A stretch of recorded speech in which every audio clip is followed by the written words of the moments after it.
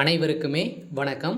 சற்று முன் கிடைத்திருக்கக்கூடிய ஒரு மிக மிக முக்கியமான செய்தி ஒன்று வெளியாகியுள்ளது. சற்று முன் வைகோ அப்போலோவில் திடீர் மரணம், போலீஸ் குவிப்பு, இது மாதிரி செய்திகள் வெளியாகியிருக்கு. ஸோ இதை பற்றி தான் இந்த வீடியோவில் நம்ம முழுமையாக பார்க்க போகிறோம். ஸோ அதுக்கு முன்னாடி நம்ம சேனலுக்கு இப்போ தான் நீங்கள் முதல் முறையாக வந்திருக்கீங்க அப்படின்னா ஸோ மறக்காமல் நம்மளுடைய சேனலை சப்ஸ்கிரைப் பண்ணி சப்போர்ட் பண்ணுங்கள்.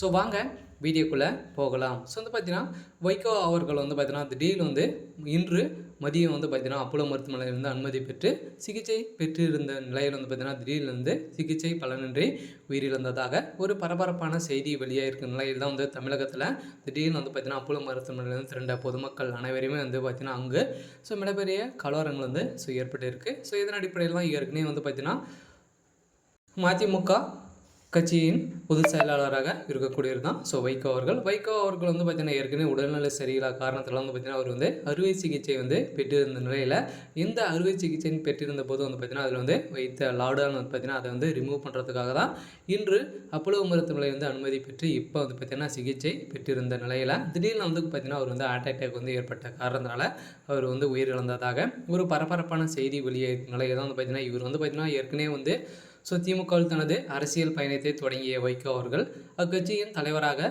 இருந்தபோது கருணாநிதி மீது ஏற்பட்ட கோபத்தால் 1992 ஆண்டு அக்கட்சியிலிருந்து பார்த்தீங்கன்னா விலகியிருந்தார்.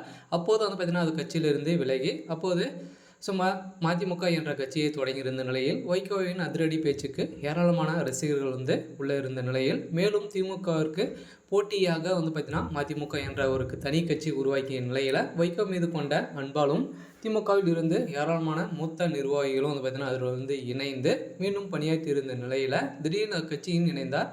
இதையடுத்து ஸோ நடைபெற்ற தேர்தல்களில் சரியான முடிவு எடுக்க முடியாது என்ற காரணத்தால் பின்னடைவை சந்தித்த வைகோ அவர்களும் அரசியல் கட்சியின் நிர்வாகிகள் முதல் தொண்டர்கள் வரை எதிர்பார்ப்பது தேர்தலை தான்.